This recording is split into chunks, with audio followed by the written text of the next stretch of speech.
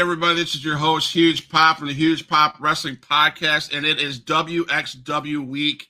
We're rounding into the weekend. WXW is going to put on their final show. Office closing the door. Bless his heart. He's putting on this show.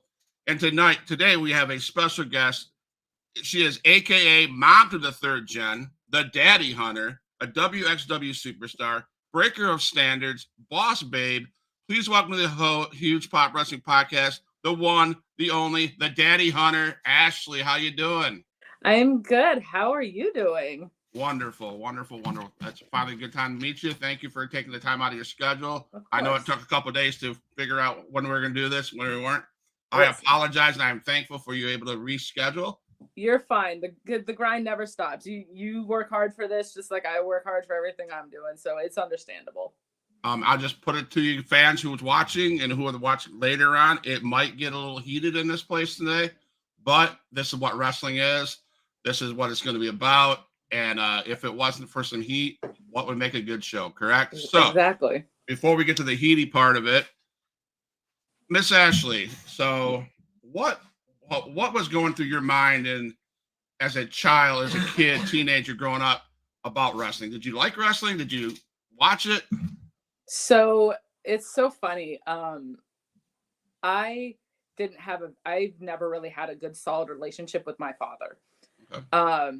And so because of that and other situations that occurred, my mom essentially kind of almost banned wrestling in my house from the age of like 4 to the age of 15. Now I was born in 1987. So from the year of 91 to roughly my freshman year of high school, which is probably 0203, I was not allowed to watch wrestling. So I missed a good chunk of wrestling, right? But then I started to like sneak it around when like my mom would go to bed or my mom would be out of the house. And then right after, about midway through my senior year, I met a guy that I would end up engaged to. And I became very close with his father, who I consider him my father. He's like my father, my friend, one of my favorite drinking buddies. Taught me a lot about barbecuing, smoking, and cooking. And a little note to Julio real quick. I don't burn the chicken. So dang it, you took my question. We're gonna revisit that, okay? Right after you get done with your childhood, we're gonna revisit that. Go ahead. So he was a worker, so I consider him my father. The first thing he taught me about the business was how to take and give a chair shot. So I learned right off the rip how to like take some good hits. And then he taught me how to what we call gig. Okay. So, which I don't know if you know what that is. Go ahead, tell us what gig means. That is when you get cut open. And how to control your body from not bleeding to death. Okay. So I learned how to do that right off rip, and then from there, it took a couple of years. I was working at Disney the first time. First time I did a stint for the mouse. I met one of my best friends, who I consider my brother. And if you ask everybody in the wrestling business, that's my brother. His name is Joey Mayberry. Now he goes by the Dad Bod Demigod.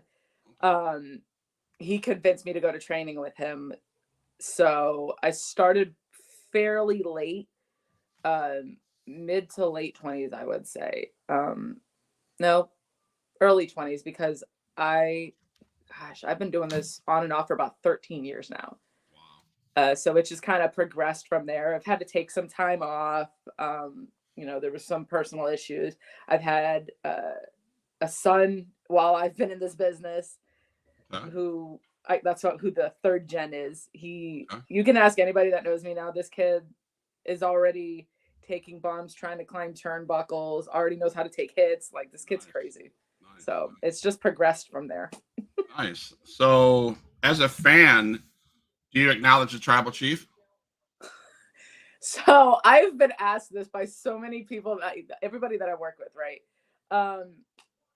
I acknowledge. So as a fan, I acknowledge that Roman has an amazing talent set. Obviously, he's got a very strong bloodline. Comes from Pops and Uncle Sika are probably one of the, if not the greatest tag team in the history of wrestling. I wouldn't be where I am without Pops today. So do I acknowledge that he has talent? Yes. Do I acknowledge the tribal chief? To me, the tribal chief is the head of the family, and to me, the head of the family is Pops. So same answer as Chico gave me. Chico Adams last night. He said no. Wait, no. Chico and I have been trained properly. You have. I will give that. Pops, man, if you're listening or watching this later on, you train these guys properly, man. You are the tribal chief. You sit at the head of the table. But I still acknowledge Roman Reigns, but I acknowledge you too. So listen, it's okay to be a fan every once in a while. That's right. So, here's the question. Okay. Julio Rivera Vertigo says this. Oh. Miss Ashley, Daddy Hunter, why did you burn the chicken? Okay. I didn't burn the chicken. So here's what happened, okay? Pops was having one of his barbecues, and my ex-husband was put in charge of the chicken because my ex-husband is a chef. Pops told him to handle the chicken, which when I say the chicken, this was enough chicken to feed like a whole family, like almost the whole locker room was there, right? So this is a lot of people, a lot of chicken. It's okay, depending on who you ask, it was Pops' fault the chicken burned, or it was my ex-husband's fault. Because I love Pops and I fear Pops, my ex-husband burned the chicken. So I did not even touch the chicken. So okay. If I'm putting pieces together, see, I didn't realize until you started talking this. Is your ex-husband Sean Scott? God, no. Okay. I asked that question. I was supposed to ask that question to Sean Scott too. And his response was, look, I'm black. I ain't going to bring no damn chicken. And here's the thing. It's funny he says that because people look at me and they're like, oh, white people don't season the chicken. If anything, I'm the opposite of a typical white girl. I over season my food. I don't put raisins don't go anywhere near potato salad. Let me make that clear. Mayonnaise is not seasoning, and seasoning requires more than salt and pepper. So yes. There you go. I didn't burn the chicken though. Julio, you know I didn't burn the chicken. It's not my fault. Not clip that for TikTok, right? There you go. Okay. I mean, I had to ask, I knew he would say, I knew it. As soon as he told me that he would talk to you, I was like, oh God, the chicken. So, as you're growing up and you get older and say, hey man, this wrestling business looks cool, I want to get into it. What was that final decision? Why did you do it? Where'd you go train? So it came down to my brother convincing me. He's like, hey, just come try it out. You don't like it, you don't have to do it. He's like, you don't have to do in-ring. You could be a valet. You could be a manager. I trained out of a place in Orlando. And when I say that, when I say it's a dojo, if I say the word dojo, everybody tends to know. Yeah, they know when you speak about Florida wrestling and you speak about a dojo in Orlando, everybody knows. It's a very controversial dojo. We'll just leave it at that. Is where I started. But I've had, a lot of hands in the pot in my training. Obviously I trained a little bit at the Wild Simone Training Center. I didn't do too much there because it became a traveling issue for me.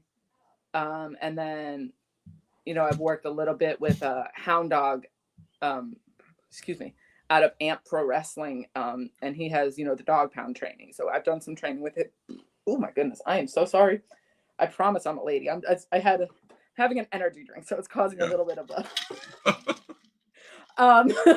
So I've had a few hands in the pot with my training, and I've taken something from each of them. Taken a little bit of knowledge from each, and everybody that has trained me. I will say this, despite personal issues and drama, everybody that has trained me knows this business and has skill. They wouldn't be trusted or in business if they didn't. I get a picture of there'd be a lot of, I don't want to say animosity or like friction. Is there a lot of friction down in that area with all these Florida promotions? Some of them, yes. Some of them it's more of a healthy competition.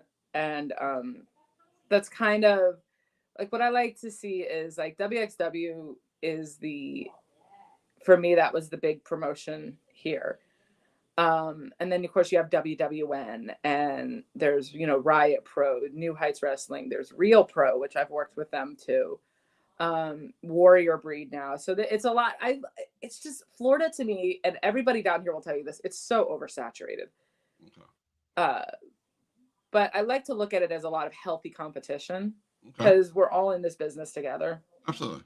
There's no reason for us to have hate or issues with each other, Okay. or with the promotions. Let me just throw that out there. So throughout your training and stuff, who was your greatest influence in your training and getting started in the business? Getting started in the business, I would have to say it would be my dad. He definitely had a major influence, because he, having known me the longest, more than anybody that I've been in wrestling with, he knows how to break things down to me. He knows how to make me receptive to certain things, and he's learned how to talk. I'm not saying cater to me or be, I'm sensitive. I can't take, critique. But he definitely had a good bit in it. And then with Pops, I met, Vertigo. Well, Vertigo was in the same dojo I was in Orlando. So, I've got Pops that has always helped me and always blesses me with opportunities and always has knowledge to share. And you've got Vertigo, and you've got some guy named Death Row Jethro. Like, who is he really? Right. Interesting. We had to reschedule that for tonight, but we're going to do it in May. So I'll probably reach out to you for questions for Death Row Jethro. He's like an uncle. He's my son actually calls him uncle. He knows him as uncle. Awesome. And my son knows Vertigo as Theo. So it's Theo and uncle. So they not only have they had a big impact in my wrestling career, they've had a big impact in my life. I wouldn't be where I am without some of these guys. That's awesome, man. So you're in training and you're like, okay, I've never done this before. You're taking bumps, getting hit off the ropes, all this good stuff, learning how to gig, I guess you call it, and taking chair shots at a young age. What do you have to say to these people that say what you do is absolute fake? I like to remind them that it's sports entertainment. It's still an it's an athletic, it's an athletic sport. Like, you're still doing all this. It still requires work. It still requires training, cardio, a right diet, which clearly, looking at me, I look like a pile of melted mashed potatoes, and that's fine. I'm working to get in better shape. It's just hard, obviously, when you have a child. But there is some scripting to it, because it is entertainment. It has to be entertainment. It has to be entertaining. But the hits are real for the most part. We've obviously seen some things on TV where you could tell that it's just like, but impacts are real. Everything hurts. It's just to what degree, is how my dad used to word it. I think it's definitely changed over the years. You have one of the very first matches I remember watching was Terry Funk and Sabu in a barbed wire match. Yeah. That it's nuts how good that was, and nobody thought it was fake then. But now you do, it takes something like death matches, which I know a lot of people in the death match industry. That applaud to them, because I couldn't do it. I need this to stay intact. Absolutely.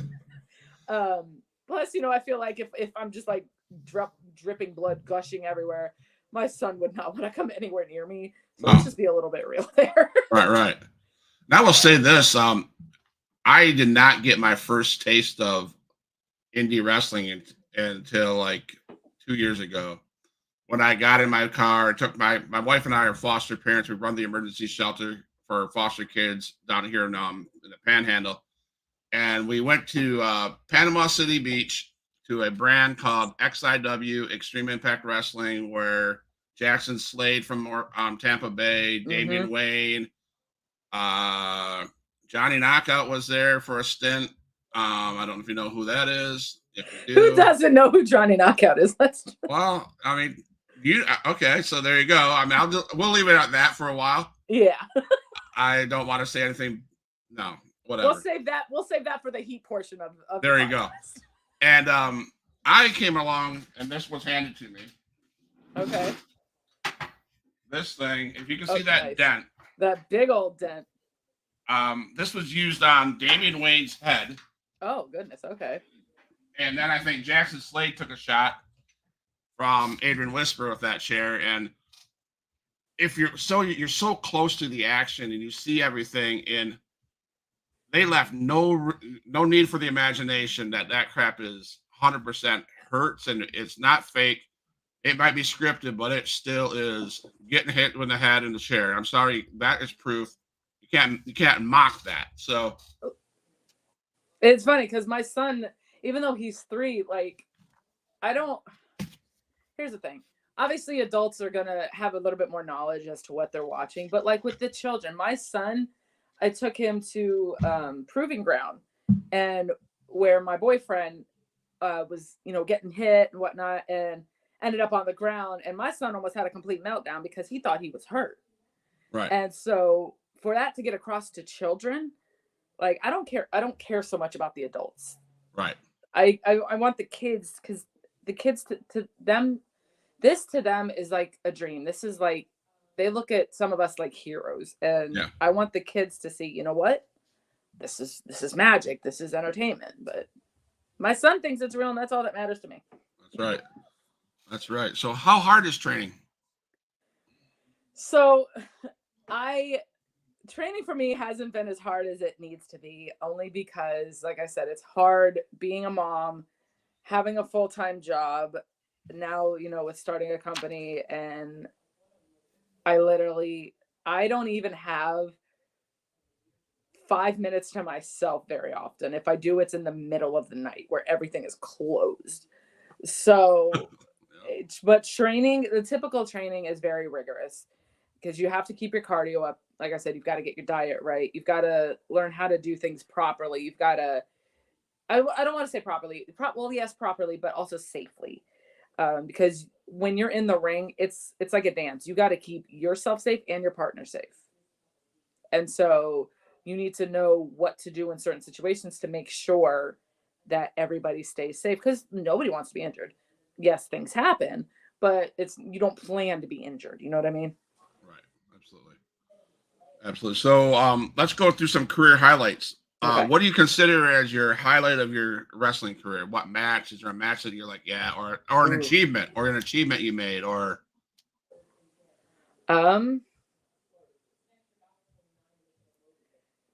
Probably my debut at WXW, and my debut. Well, it's a tie between WXW and with Proving Ground, because for the longest time I've looked up to both places in high regards. I put them up on my pedestal. Anytime I've had a debut match has been a big thing for me. Okay. I take it very seriously. I get in my head a lot, which is a very big problem I have had for years. And Death Row will tell you, Vertigo will tell you, anybody that knows me will tell you, I am forever in my head about things. Is that what happened to the chicken? No, I didn't burn the chicken. I didn't even I ate the chicken, but I didn't touch the chicken. Because I wouldn't have burned it. Because I would have known everybody's staring at me. Why am I going to burn the chicken? And Vertigo knows that. So shame on you, Vertigo. Shame on you. But yeah, any of that, any of my debut matches, the highlight, though, the absolute highlight would be all of the family that I've made. And I say family because at the end of the day, wrestling is a family. Some of us may not like each other. Some of us may fight with each other. But, with Vertigo and Death Row and, Rafael Delgado, best friends, brothers, family. Yeah. For someone who comes from a small family, gaining such a big family. Yeah, and that's going to come full circle on Saturday. Exactly. And I was talking to Sean Scott. Another brother. More than, don't get me wrong, Chico Adams was a great interview. Sean Scott put it like this. He's going to go out and do his match. And that's going to be fine. Right. But when the bell rings to be over, you're You're going to be there with 10 years, 11 years, I think he said, 11 years under Pop's wing. Yeah. And then you're done. That's Yeah, family. And I watched the WXW site, and I think you were on there as well. Everybody paid homage to Pops and the Alpha family and his family, and that just a lot of that, and everybody's was just saying thank you, and I just watched, and I'm crying, and I'm like, oh my gosh, he was an impact on everybody. And Pops, I don't know that Pops fully knows the impact he's had. Obviously, from the Wild Simone Training Center, you've had some amazing people, and we're all his kids. Batista, Paulie Dangerous, like obviously Paul Heyman, Mercedes Martinez, obviously Sean Scott. You've got Chico Adams, Vertigo. The list goes on and on and on.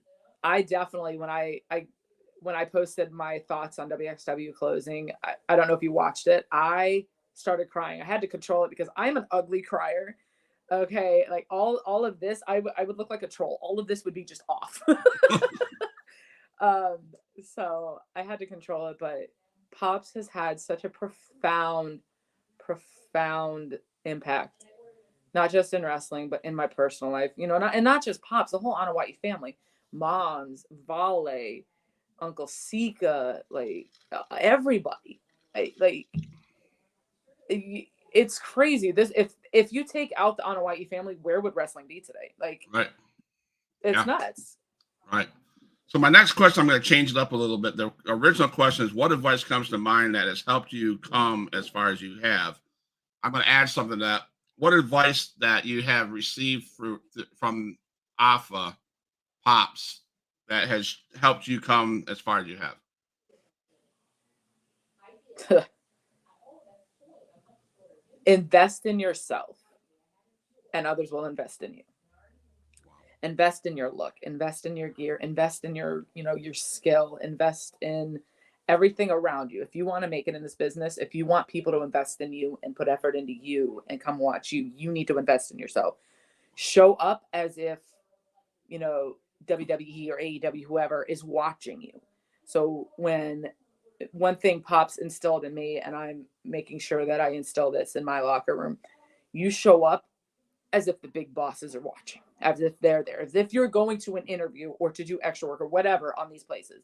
You show up you don't have to show up in a suit, but show up in some nice slacks, a nice long sleeve shirt, a button-up shirt, a tie, whatever. Show up looking like $1 million. I always show up to WXW in, dresses. I try to look my best. My makeup's on point. My hair is done, which obviously you see it's not right now. But you show up looking your best. So if you invest in yourself, others will want to invest in you. Yeah. Sean, again, that must have been instilled through a lot of people, because Sean Scott said, we come to WXW dressed to the nine. Yep. And we perform. And Sean Scott always has, I don't know if he brought this up, but his shoes, no, we didn't talk about his shoes. Shoe game is on point every show. All right. I'll have to have him back on, Exactly. You're going to have to, just his shoe collection. Just have his shoe collection on. Let's talk about your shoe collection. So in the business, who's your closest friend and you still keep in touch with them? Oh God. That is such an open question. Obviously, like I said, Death Row, Jethro, and Vertigo, Rafael Delgado. Then, you've got Noah Vale, Hound Dog, his son, Damien. There's so many people. And then you've got the new friends. Like there's a beautiful soul, Kendall Ryan. Oh gosh, you've got so many new friends. TJ Brady. There's Uni Vice and Ray Elliott. Vice and Violence over at WWN. There's just so many that it's like my core group. I wouldn't change. My circle has gotten smaller, but the value has grown. So I wouldn't change any of them or replace any of them. They each hold an intricate part in my life that they don't realize. A lot of them have saved me from myself mentally. Some of them have encouraged some bad behavior. Delgado. But, yeah. but he is my best friend. And of course, my loving boyfriend, the Iron Kaiser Krieger. He, it's funny how the most successful relationships I've had have been with people in the business. It's crazy, but I wouldn't be anywhere without them. Awesome. So I did some digging, and we're talking about advice and aspiring wrestlers. I did some digging, and I love this statement. Uh-oh. And can you elaborate on this statement? You made this statement. Oh, okay. Knowing me, Lord knows what I said, but let's go on. Born to stand out because I'll never stand in. Proud of how far I've come over the past few years, and I love where my future is heading. Yeah, I like to tell people I'm not your typical woman. I've always been one of the boys. There's times where I like to get all dressed up and fancy. Then I don't mind getting my hands dirty. I feel like a lot of the women, and this is one of the downsides, honestly, a lot of the women, well, it can be one of the downsides, are looked at as simply just sex symbols in this business. And I shouldn't just say women, everybody, no matter what your gender is or what you identify as. Some of us are looked at as simple like sex symbols, or I bet you would sleep around to get to the top. No, I'd rather punch somebody in the face and bust my ass to get to the top. This business can be very much about who you know or who you blow. Not me. I'm not willing to kiss ass. I'm not willing to suck up. That's just me. I'm just gonna be me. And if you don't like it, all right, fine. Next. Like, I've never been a quiet person. I've been accused of a lot of things. Being quiet is not one of them. I get that. I gotta get that. Well, there you go. Are you one of those? I mean, again, I hate referencing back to Sean Scott. You're fine. But Sean Scott would say, I'm the first one in the truck, the last one to be out of the building, and the last one to be out of the truck. Paying it back. Are you one of those girls, when you say get your hands dirty, you're there. You're there at open. You're there to set the ring up. You're there to tear down the chairs and the ring and do whatever you need. Exactly. So it's funny, most promotions I don't mind. In fact, I never mind setting up, tearing down. If I get dirty, that's fine. That's why I have change of clothes. I have a change of clothes in my gear bag, and I have my gear. So it doesn't matter to me. Now, I will say WXW, us women are not allowed to touch the ring. However, we can set up pipe and drape, and we can handle the chairs. It's a very old school thing that Pops has instilled in us. Now, I will be in there, especially during teardown, and Vertigo can confirm this, and sure Sean Scott can confirm this, and Death Row. I have no problems yelling at the boys if they are taking too slow, because moms entrust that at the end of the night, I know what time we have to be out of there. I do the walkthrough with the building guy. I make sure the ring is out. I make sure everybody gets their gear out. I make sure the bathrooms are clean. The trash is properly taken out. I make sure everything is cleaned. And if everybody is not moving to my liking or to what I would assume would be mom's liking, and I think we're running behind or running slow, I'm going to yell at you. I don't care. And you can not like it all you want, but I'm going to make sure that it's done properly. And then, for instance, when I went to the OCC Roadhouse for the Francisco Chiazzo Memorial Show, I noticed that the ring wasn't being set up properly. And as Billy Grace would tell you, he works with WWN. I've known him for years. I have done more setups and teardowns than he can probably count. And he entrusts him and Sal and Trevin entrust that I know what to do and how to direct people with the ring. Because at the end of the day, I wouldn't let somebody step in a ring or bump in a ring if I wouldn't bump in it myself. So if I don't think it's safe, we're going to do this again until it's safe. Awesome. So I'm going to turn the heat up a little bit. All right, let's do it. My question to start this off is, are there any guys, female or male, that you have faced or came across that you don't care to face again or have beef with? Yes. The short version, yes. Oh God, I guess I have to name names, and that's, you know what, that's fine. Ellie and Blanco Loco. I haven't faced Blanco. I've faced Ellie. I have no issues with her. Outside, we've squashed a lot of beef. There was a lot of tension. I don't have a desire to face her again. Now heat wise, who have I faced that I have heat with? There are a few women that I've was supposed to face, never got to face them, but there's definitely some heat. Oh no, I take it back. I did face her once. I did face this person once. And I try to give people the benefit of the doubt. So there could be a time coming up in the future where I could end up facing her again. I am very big on checking the drama at the door. You don't let that shit in the ring. Am I allowed to cuss? Yeah. Okay. Yeah. You don't let that shit in the ring, because if you let it in the ring, then it's going to affect your work. And I try to be as professional, as cordial as possible when I'm in ring. Now in the locker room, or, you know, outside, or, you know, in public when it's not wrestling, then it's a different story. But in ring, I try to keep it as professional as possible. Well, you're dodging the question, so I'm gonna feed you into some things, okay? Okay. So I've named a couple names before we went on air, and I'm gonna name these names again. Okay. A individual that I came across through watching XIW Extreme Impact Wrestling is one and only JKO. Oh. I'm not even give him the Johnny Knockout.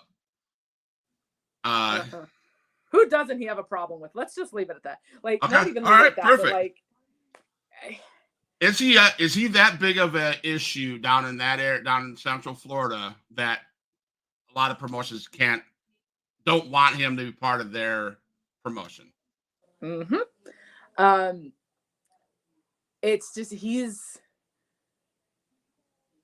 it seems like he flips the script. So if something doesn't suit him, he's gonna flip the script on you and make you seem like you're the bad person, or like you're crazy. All right. Yeah. And it's become a problem. It's wherever he's gone, drama has tended to follow him. Okay. And you want to try to always keep drama out of a locker room. Absolutely. And you need to. Yeah, you need to. I can think of a couple of promotions that don't want him around. Okay. So then one of them that we can touch on, and we can touch on as much as possible, as much as you want. And if you don't feel comfortable touching on, just want to do it briefly. Johnny Zeke. I just found this interesting. Can you talk about your opinions regarding Johnny Zeke? So I remember when Johnny Zeke first got into this business. I remember seeing him, take his first bump, and it's been so weird with Johnny Zeke, because there was a time where we were great friends, and then I became friends with somebody else, and then he didn't like that, so then whatever, and then the friendship with this person fell out, so then Johnny Zeke, it's like he keeps coming and going. I wish he would just keep going, but he's very two-faced. He's very much I'm going to use your words. You call him a lying, malicious snake. Mm-hmm. I said it. And one of the comments that we can finish this conversation, this part of the conversation with, is you said this, and I want to know if you believe this is true. If he spent more time working on his craft as he does spreading rumors about people, etc., that he would have a future in the wrestling business. Do you think he talks more shit about people than working I'm going to put it to you like this. The way I put it to, Rafael Delgado and everybody that I've spoken to, he runs his mouth an awful lot for someone who cannot indeed run. Perfect. That's my hate portion of Johnny Zeke. But I want to go to another promotion that you dab in is Proving Ground, WWN Proving Ground. So yes, sir. I want to say this about WWN Proving Ground. I had the opportunity to meet Francisco Chiazzo, Rich Portialela, Ayala. Ayala. I got that wrong the first time. He cussed me out the first time. But I got to tell you a story about Chiazzo. I got his name. I butchered Chiazzo, so I won't ever butcher it again.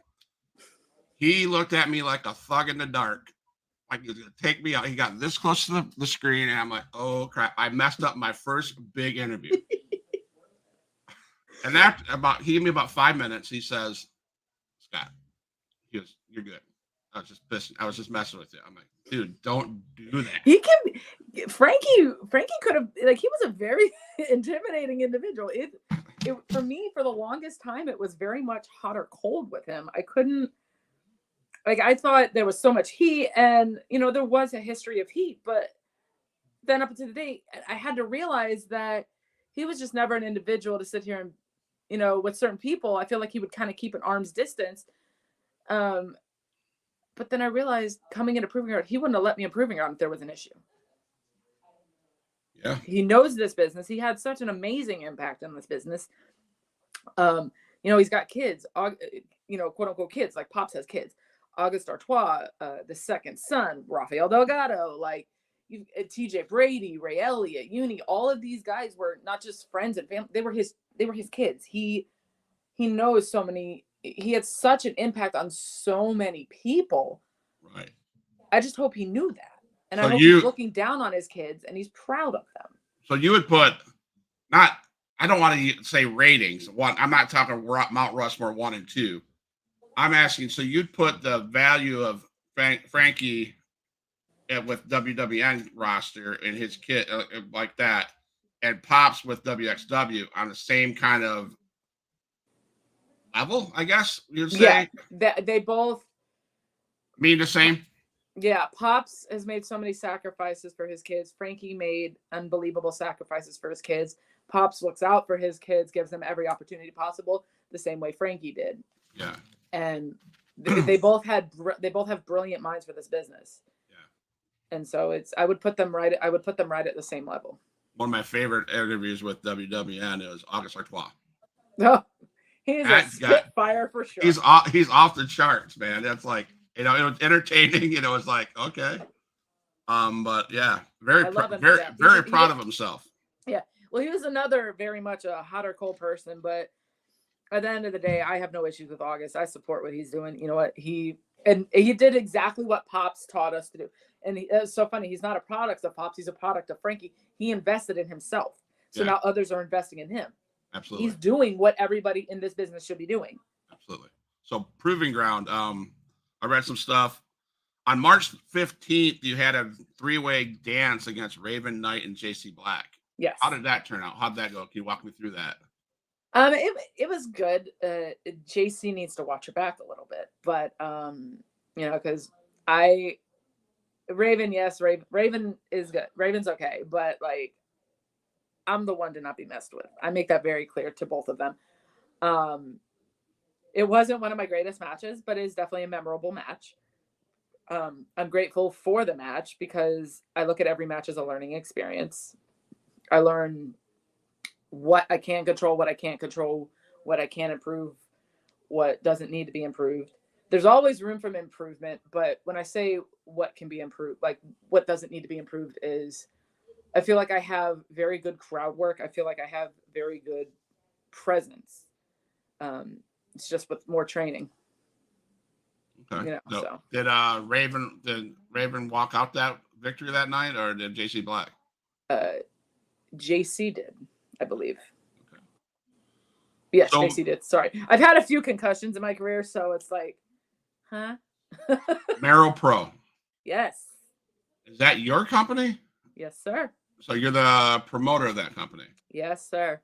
Awesome. So my question as a podcaster, would you allow Huge Pop Wrestling Podcast to work alongside of Mero Pro to interview your roster and have talent from your show on the show going forward? Awesome. Of course. I would love it. I'm investing in these guys. I want them to invest in themselves. And if the Mero Pro locker room wants to interview them, they're more than welcome to. I would encourage them to interview. And I'm thankful that you want to interview them. Absolutely. I mean, I love the Florida scene. I didn't realize how much, how do I say this, how much good talent is out of Central Florida. Oh yeah. I mean, I live in the Panhandle of Florida, so I got XIW, but I am super stoked because uh Vertigo told me that Sika Mm-hmm. is starting a promotion over in Pensacola. Uncle Sika, yep. And I'm like, dang, I would love to do that. So Dr. Powerhouse, you know him? Oh, yep, there he is. If you He could do can do a weekend interview. I'm first on the roster. He must be Dr. part of. Powerhouse, so that's Rafael Telcado. Is this is this from Mara? Yeah, he's from Mero, but WWN. He's the second son of Francisco Chiazzo. Okay.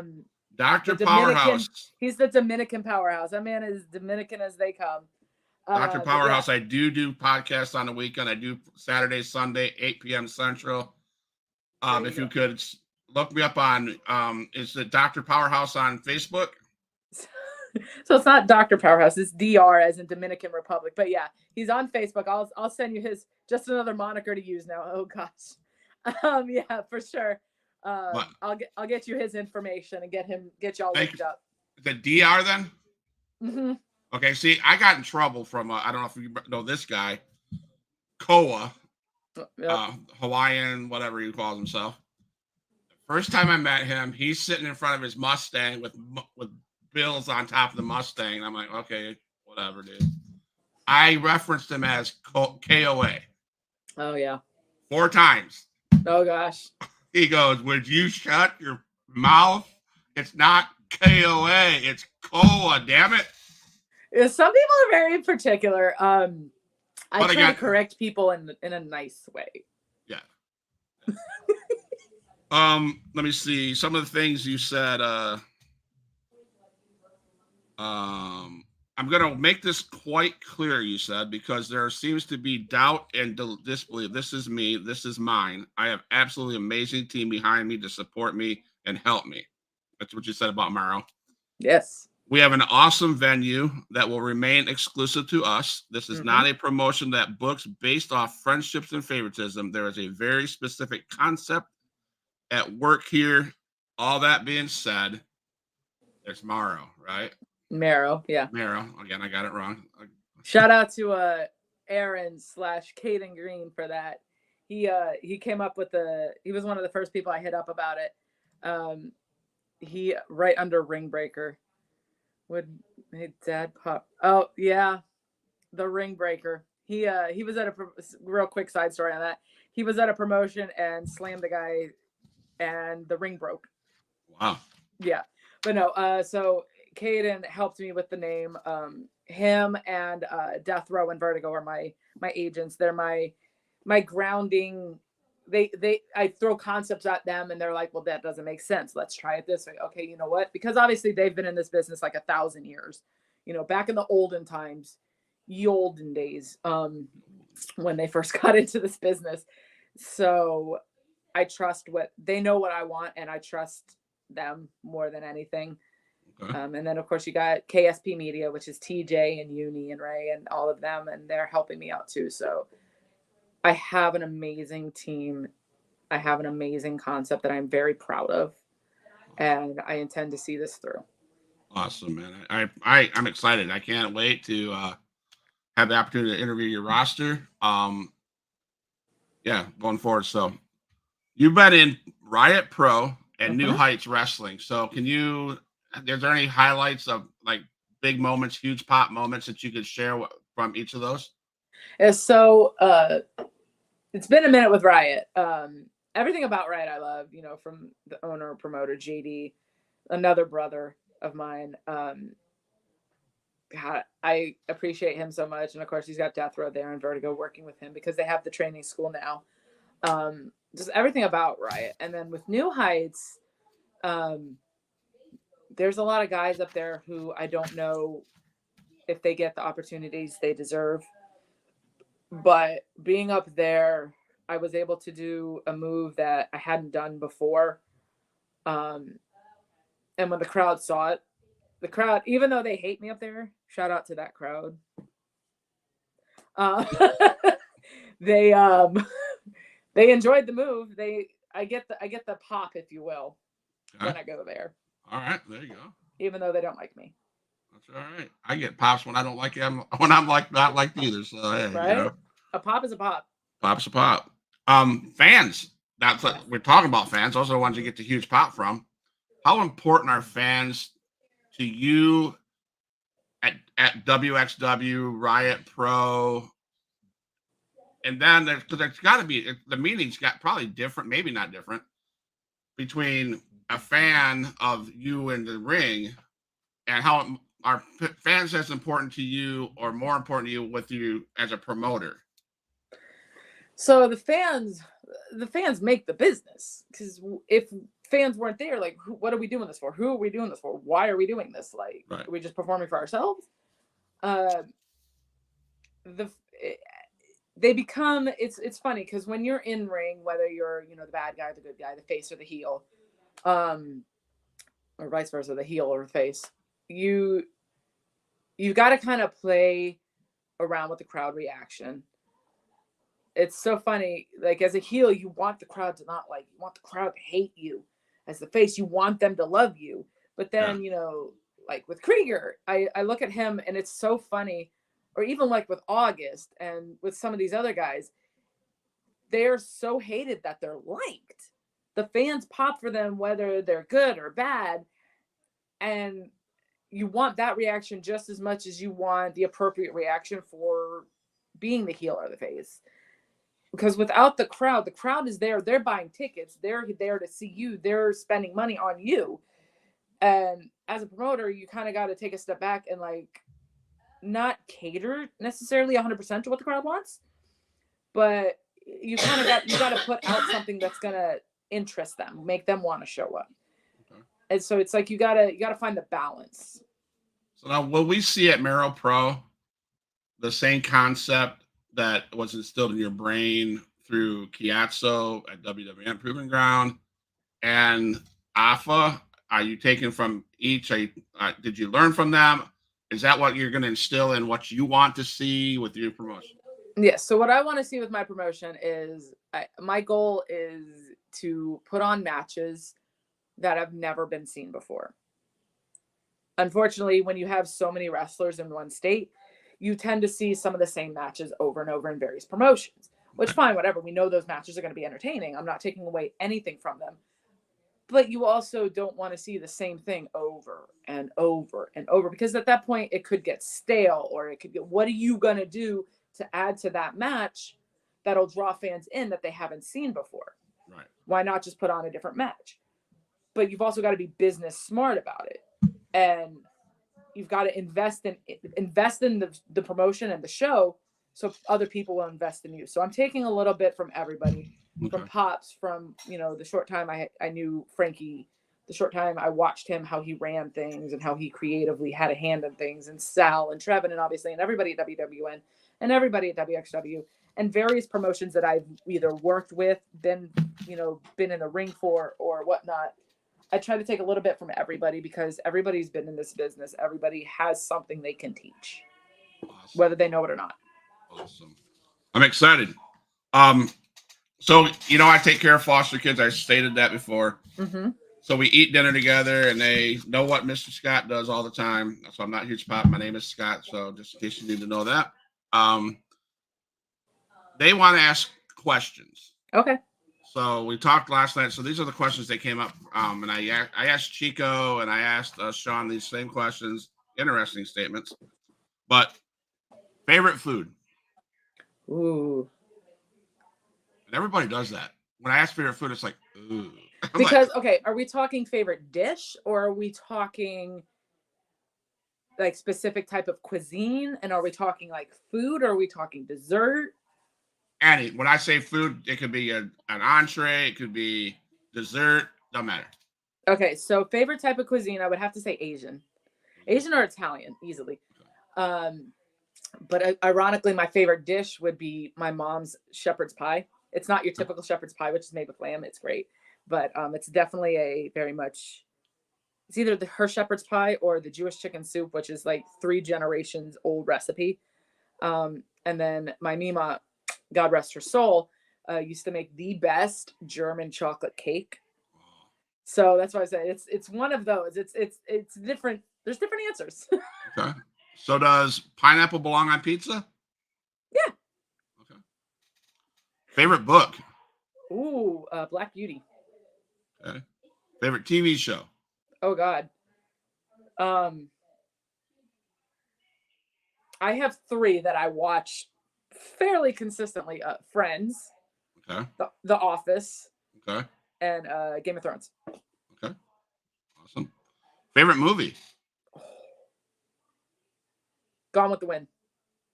There was a 4-hour replay of And Gone I with the Wind. sat through it the very first time I ever watched it. Did you? All right. I all did. Right. And I was like 10 years old.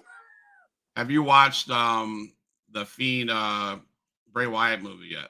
The series, you mean the documentary? Yeah. I started to, but I had to get ready for work. And I could already tell I was about to cry. And I was like, let me not look like a whole mess. Right. So I had to stop it, but I did start it. And I plan on watching it. Awesome. Do you have any hobbies? I like to paint. I like hockey. I don't play it. Like if I could skate, I would be dangerous. I would end up in the penalty box all the time, honestly though, because I tend to have a bad attitude sometimes. No, not you. And I like going to theme parks. I'm a theme park person. So you're a Disney person? Both Disney, Universal, Okay. Busch Gardens. Okay, cool. You live in the area for it. I mean, come on. Right? I live in between all of it, so it's great. Yeah. I only want to ask this question because I can see it, and I'm a fan of them too. Favorite sports team?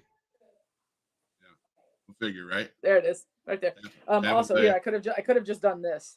Let me get it. Nope. Other way. There it is. All right. Yeah. All right. Yeah. Perfect. Then my first game was 2004 when the Tampa Bay Lightning won the Stanley Cup. Shout out to the Tampa Bay Lightning. And one of my good friends, ironically, used to play for us, Andre Waugh. Okay. Spent more time in the penalty box than he did on the ice. There you go. There you go. Nick Vick says hello, everyone. Hi, Nick. There you go. I'm a Detroit Red Wings fan, so I'm sorry. We're trying to get into the playoffs. You guys are already in the playoffs, but hopefully we'll meet and then we'll have some beef. So. And then you can get right back out. So it works. That's how it works.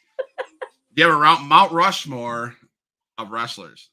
Oh, I had a feeling this question would come up because I've been asked this before. Oh God. I feel like so many people are going to get upset with me if I don't say the right names. In no particular order. So Mount Rushmore is what, 4? In no particular order. Stone Cold. Undertaker. Okay. Lita. Thank you. Finally, someone puts her, because she's a boss, man. She's like, she is. Oh gosh. Now, can a tag team count as one, or are they two separate? No, absolutely. I'm gonna have to go with the Wild Samoans. Okay. And that has nothing to do with the fact that I'm one of Pops' kids. Yeah. Has everything to do with. You're one of Pop's kids. And you didn't burn the chicken, damn it. I didn't burn the chicken, Vertigo. No, everybody that's on that list has a brilliant mind for this business, has their own individual way of working. Because if you look at them, they both kind of have their own individual styles. Yeah. And it's just, wrestling would not be where it is without them. Absolutely. You mentioned Lita, and is there a female wrestler that you model your style after? I used to try to model. So before I was the Daddy Hunter, I was known as the Queen of the Trailer Park. Okay. And I used to kind of model it a little bit after ODB. Okay. Yeah. So shout out to Jess. She has a food truck, doesn't she? Yes, and I'd had her food. Oh my gosh, it is Is it down in Orlando or Tampa? So she travels. I think right now. I don't think she's in Florida right now. Okay. But she travels, and I had the pleasure of testing her food when she was at a GCW show down here. Okay. And it's so good. It was in a cup, right? So there was like pulled pork, there was like coleslaw, it was just this mountainous cup, and it was just so good. It was so, I was fat and happy. Now I'm just fat, so it's fine. Um, before we get to WXW, and I want to be able to make a little bit of time for that, and I saved that for at the end because I, as a fan, I'm emotional, so I can't imagine what you guys are. So, but I pulled some of these statements you made, and I'm just going to ask this. I'm going to read the statement, and I'm going to ask this the question. So, Okay. Never want to conform because I was born to stand out. Why be normal when I can be unique? Break your heart, then steal your soul. Can't be contained because I'm the one in control. Is this statement a one that you live by in the ring and outside the ring, or both? Both. I've always prided myself in being different. Uh, why? There's only one you. Only you can truly be yourself. People can try to be you. They can try to imitate you, but you are the only one that is uniquely you. It's so normal to me. It's such a disgusting concept, kind of like taxes. Shout out to the American government. Taxes are the biggest BS scam in the world. But normalcy is boring. I've been called a lot of things. I've been accused of a lot of things, but being normal, I can say with pride, has never been one of them. It's just more fun. Right. Weak women walk a thin line and follow others. You say, I, however, am an alpha female. I forge my way, my own path, and lead the pack. People continue to doubt me, and that's fine. It's fun proving others wrong. Bow down, for the queen is now before you. Is that a statement you live by? Yes, sir. And I try to live it in ring and out of the ring. Again, it goes back to not wanting to be normal. I don't like being a follower. I definitely have alpha energy. I can follow when I need to and when I know I have to. But I definitely like to lead. I've always been more of a leader. I don't have to be in charge, but my energy reads being in charge. And that's just how I am. So as you're saying that, as you read these things, so Maro Pro, are you gonna wear that ring that says boss? So I'm not, but it's so funny. People have asked me all the time, like, are you gonna wrestle? Oh, I'm sure you're gonna wrestle. I'm not. I'm very adamant in the fact that I refuse to wrestle at my own promotion. I'm not gonna be one of these. And I'm not going to take away anything from anyone that does this, but I'm not going to be one of these promoters that puts the belt on myself. I feel like it's the biggest insult to your roster when you put the title on yourself. Because to me, that's reading you don't believe enough in your roster. Right. You don't back your guys enough to trust them to carry a title to represent you.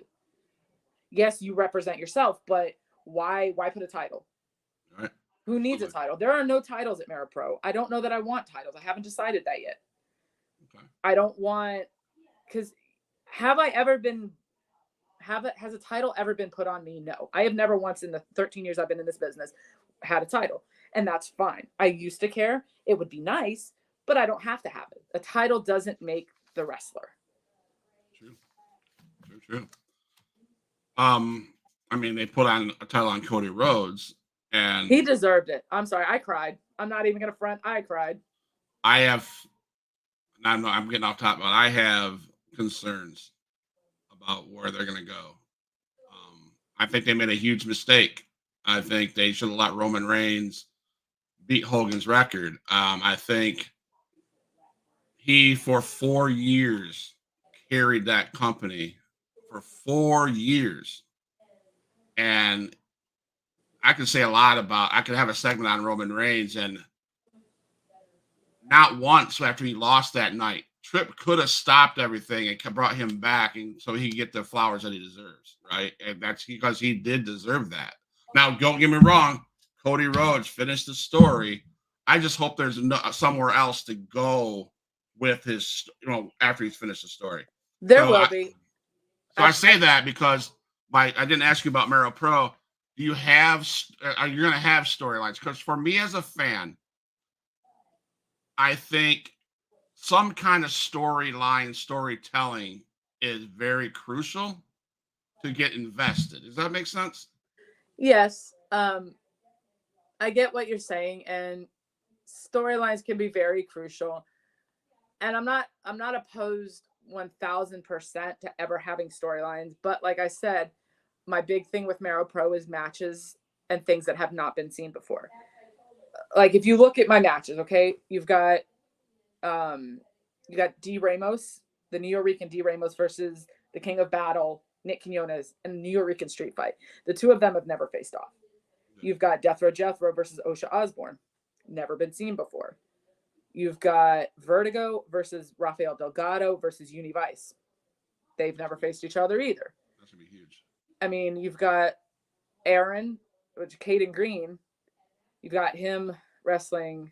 Oh gosh, who is he wrestling? I swear to God, I had it memorized. I was like, yeah, let me get my match graphics out. But actually, hold on, I can look it up because I have it right here. Put you on the spot, huh? You did, and I feel so bad. Let's see, who is Aaron wrestling?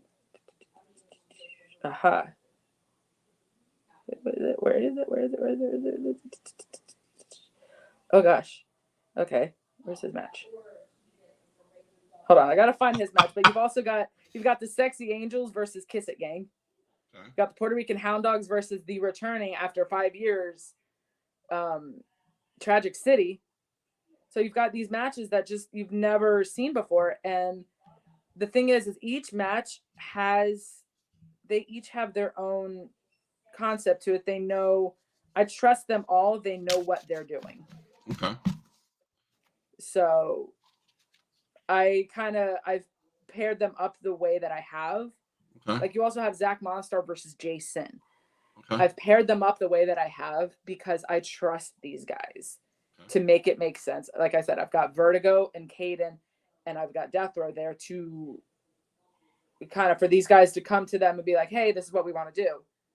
Okay. And they'll clear it with me, but if they're good with it and I like where it's going, then yeah, we're good with it. But I trust everybody there. Awesome. Before we finish with WXW, in the ring, do you feel you are the queen of controversy? Is that something you live for? I mean, there's nothing wrong with a little controversy every now and then. I don't know that I'm the queen. Good Lord, I can't speak. The queen of controversy, but I definitely I like other people's drama when I'm not involved in it. Okay. But then drama does kind of find me occasionally. Oh yeah, I can see why. Clearly with Johnny Zeke. Clearly. Again, runs his mouth for someone who can indeed not run. Oh, that's what it is. It's Caden Green versus Bud Heavy. Like, how can I forget that match? Bud Heavy. Bud Heavy, yes. Bud Heavy, okay. Yes. So match graphic up. We've came to this time, and it's WXW. I've talked to 3 people so far: Vertigo, Sean Scott, and Chico Adams. Yes. And all 3 have mentioned the same thing. I'm going to just ask these questions. Alpha, the Wild Samoan. Yes. Thoughts on working with him and the history of WXW? There's no company that matches the history of WXW. No company on the independent circuit that matches the environment that WXW has created, both family environment, both wrestling environment. The love, it's so funny. It's like a stern love. He really does treat us like all of us like his kids. He loves us, wants to give us all these opportunities, and yet if we don't deserve it or if it's not warranted, he has no problem letting us know. Now, props to Moms and Vale for being the somewhat voice of empathy sometimes, because Pops is very old school, and you know what? I wouldn't have him any other way, and I love him for that. But sometimes moms and volley and vertigo, the words are needed to kind of not translate as if we can't understand him, but to word it in a different way, because some people are receptive to different types of statements, different types of energy. But there's no company on the independent circuit that can compare to that.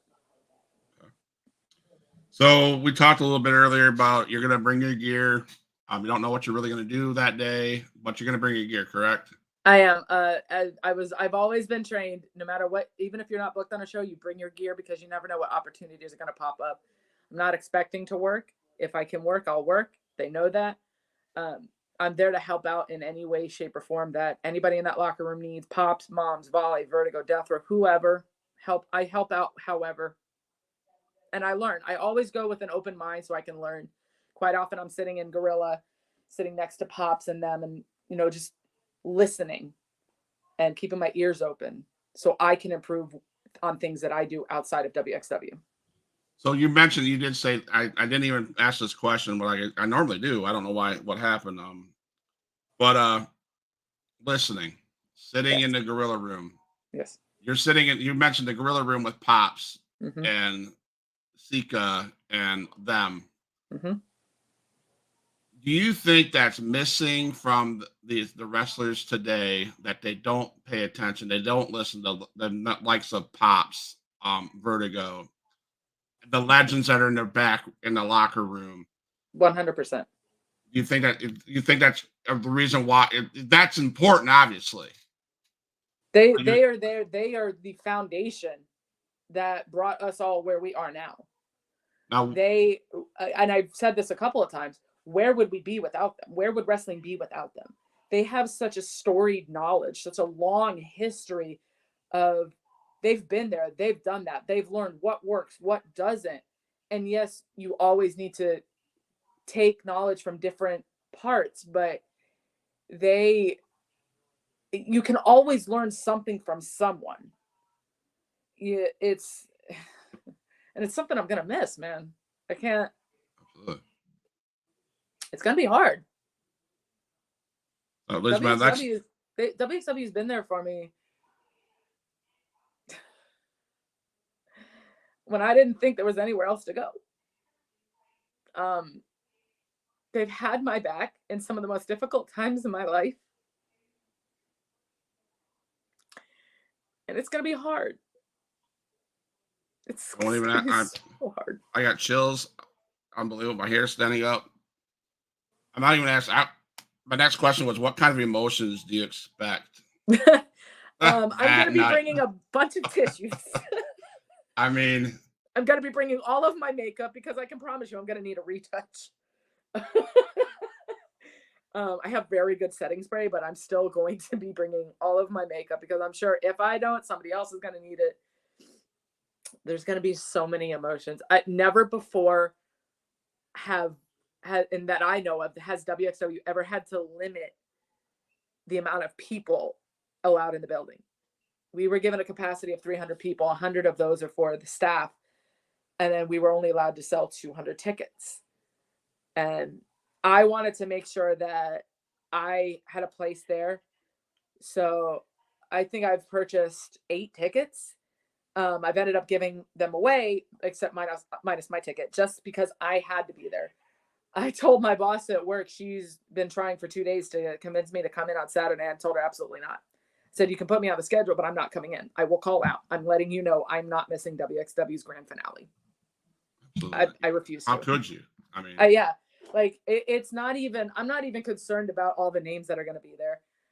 I just need to be around family one more time. You going to cook the chicken after the party? I'm going to leave that to Vertigo so Vertigo can burn the chicken. I had to put that in 3 times. Anyways, emotions are going to run high. Sean Scott said it great. He said, I'm going to go there, going to be there. The emotions will be all right when I get there. When I'm watching through all the matches, he goes, when it's going to hit me, it was when that final bell rings on that final match, whether I win or lose, that final bell. I don't know that I'm going to be able to hold it together the entire night. I think that first bell, it's going to start clicking. And I think I'll be able to hold it together until I see some of these guys start crying. I think then it's gonna hurt. And I promise you, if I start seeing pops or moms or Vale or anybody cry, I'm done. I know I'm gonna lose it 100%. So let's talk about pops. Okay. So WXW Saturday night ends. Here is Daddy Hunter Ashley, while they're going to Riot Pro, while they're going to New Heights, wherever you go, even when you are at Merrill Pro running your business, running your promotion, will Pops be on speed dial to say, hey, I need some advice?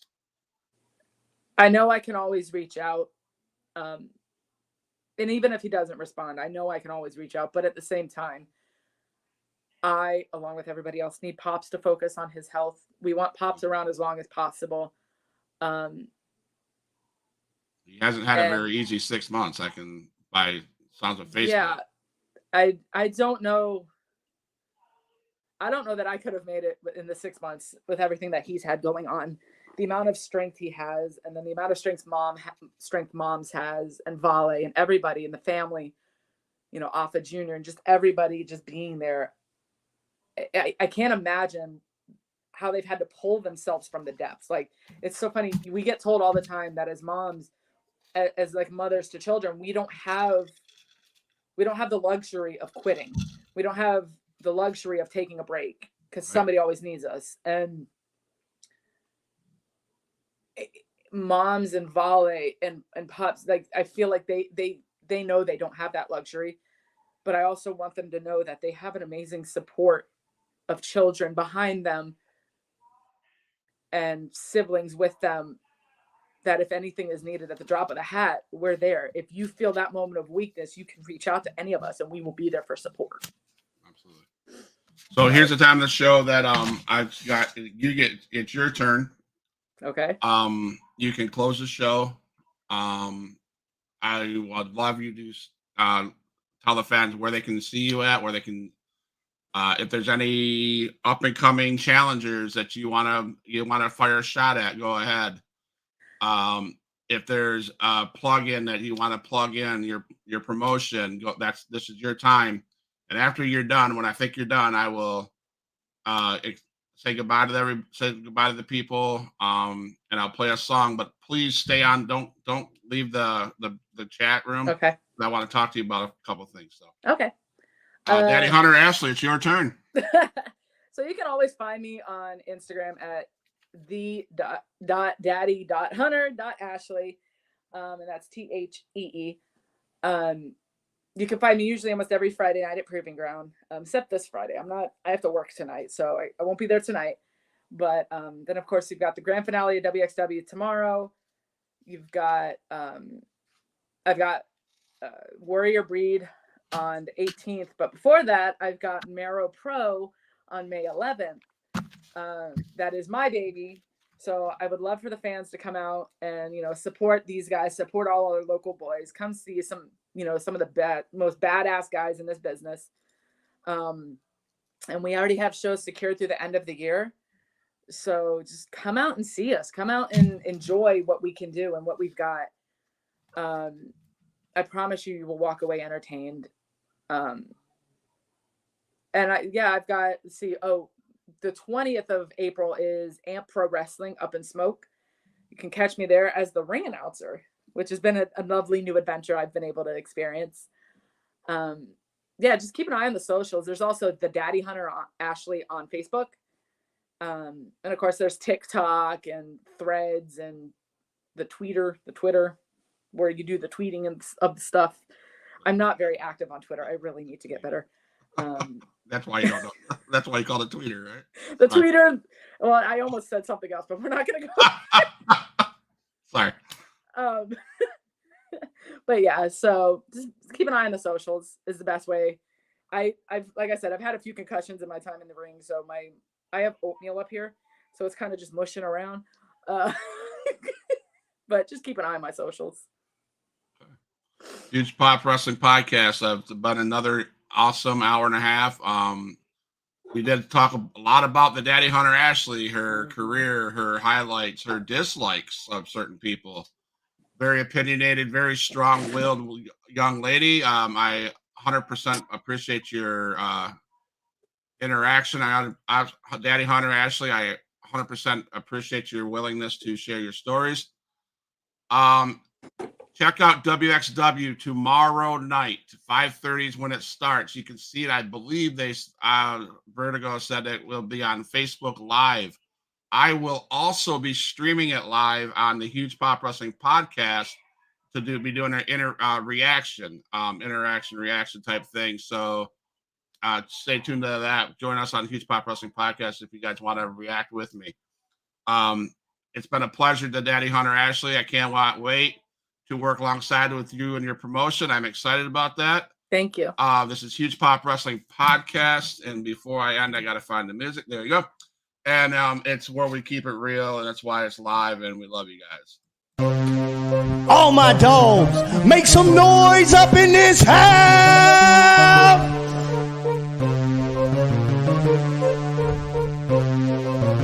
Who is in the house? Who is in the house? It's the gangster of destruction, so you know what's going down. And when the drive-by's coming, then you better hit the grind. Cause when your body hits the canvas, then your head is knocked out.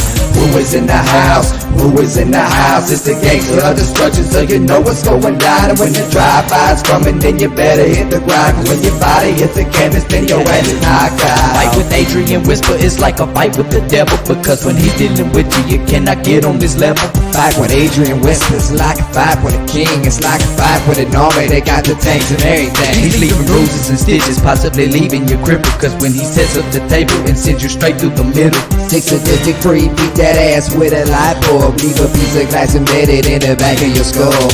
Who is in the house? Who is in the house? It's the gangster of destruction, so you know what's going down. And when the drive-by's coming, then you better hit the ground. Cause when your body hits the canvas, then your ass is knocked out. Who is in the house? Who is in the house? It's the gangster of destruction, so you know what's going down. And when the drive-by's coming, then you better hit the ground. Cause when your body hits the canvas, then your ass is knocked out.